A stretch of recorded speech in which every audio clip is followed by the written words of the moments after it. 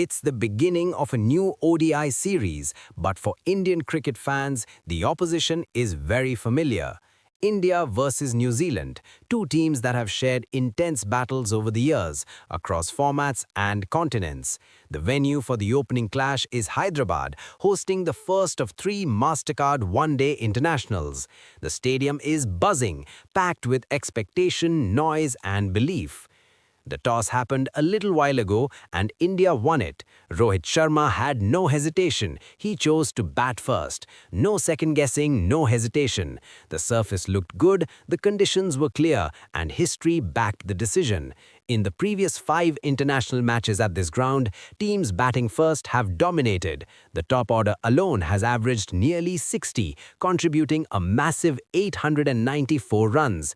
The message was clear: if you bat well up front, you control the game. India walked out with confidence and firepower. India's innings begins. It was a gentle start, nothing reckless. The ball came on nicely and Rohit Sharma looked in complete control from ball 1.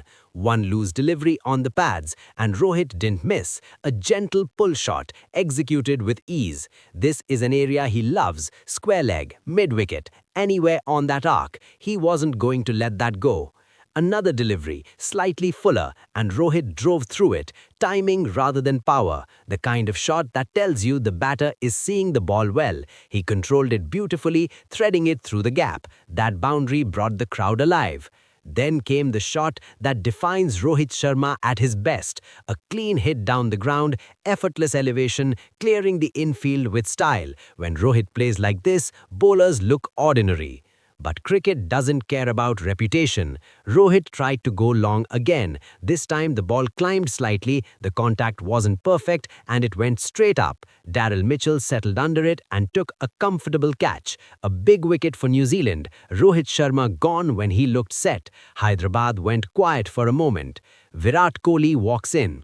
Virat Kohli walked out to the middle, greeted by a roar that shook the stadium. Form was not a concern. He was in red-hot touch. First few balls were measured, but then came the statement shots: a crisp drive through cover, a confident punch off the back foot, footwork sharp, balance perfect. One delivery was overpitched, and Kohli made the bowler pay instantly. Timing, precision, class. This was Kohli in full rhythm. Then came Henry Shipley. A fuller ball, shaping in, late movement. Kohli played for the line, but the ball did more than expected. It beat the bat and crashed into the stumps. Silence, absolute silence. What a delivery. The crowd couldn't believe it. Virat Kohli gone, a man in sublime form dismissed by sheer bowling brilliance. No mistakes, just quality. Shubman Gill takes control. At the other end, Shubman Gill was building something special: calm, composed, and ruthless on loose deliveries. He reached his half-century with a beautifully timed stroke, the kind that barely makes a sound off the bat. Pull shots, drives, placement. Gill had it all under control.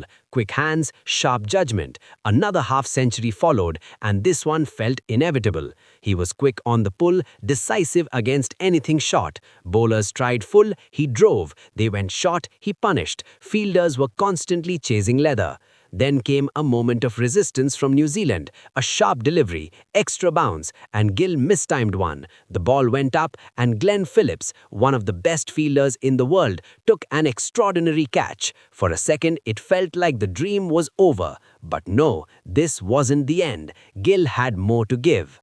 Middle order firepower. Suryakumar Yadav walked in and got off the mark with a confident punch, standing tall and hitting through the line. He found gaps immediately, dealing in boundaries. Onside, offside, it didn't matter. However, one short ball caught him out, straight to cover, a soft dismissal. New Zealand found a breakthrough when it looked like India might completely run away. Hardik Pandya and Shardul Thakur contributed useful runs, but there was a mix-up, a massive one. Shardul wasn't looking, Gill was committed, and chaos followed. A simple run-out, unnecessary, sloppy. Still, the focus remained on Shubman Gill, a historic double century.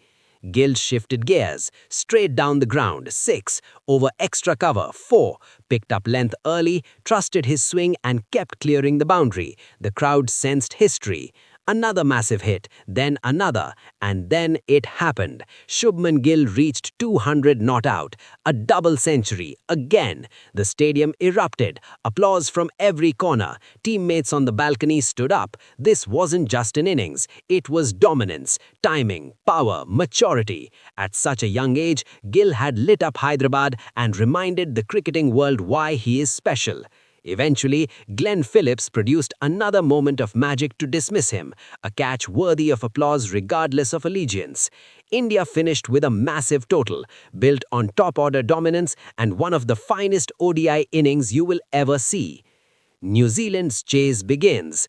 Devon Conway and Finn Allen walked out knowing the task was enormous. They needed intent from ball one.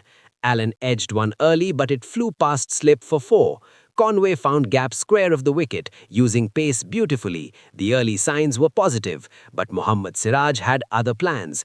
On his home ground, Siraj bowled with aggression, short balls, movement, intensity. One ball climbed and Allen mistimed it, taken cleanly. A big wicket for New Zealand. Nicholas tried to counter-attack. Beautiful timing, classy stroke play. Boundaries flowed briefly, but pressure builds in chases like these.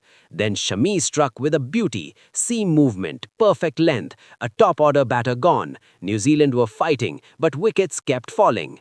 Bracewell's stunning counter-attack. Then came Michael Bracewell, and everything changed. He attacked spin, fast bowling, anything slightly off, sweeps, reverse sweeps, straight hits, slog sweeps, pure audacity. He brought up a half-century in just 31 balls. The crowd, despite supporting India, stood up to applaud. And he didn't stop. 6 after 6, clean hitting, fearless cricket. Bracewell reached his 100 in astonishing fashion, one of the finest counter-attacking ODI hundreds in recent memories. Shirt color didn't matter. This was cricket at its best. Santner supported him brilliantly, finding boundaries and rotating strike. The partnership crossed 150 at lightning speed. Suddenly, the impossible looked possible. India regained control, but India held their nerve. Siraj returned with short balls, another wicket. Shami followed with pace and accuracy. Kuldeep Yadav used flight and deception. Bracewell finally mistimed one, high in the air. Suryakumar Yadav didn't drop it. That was the turning point. 2 wickets fell in quick succession. The tail fought, swung hard, and even found a few boundaries. But the equation kept climbing. Final overs, too many runs, too little time. A review came in, LBW, pitching in line, impact in line, wickets confirmed. New Zealand fell short.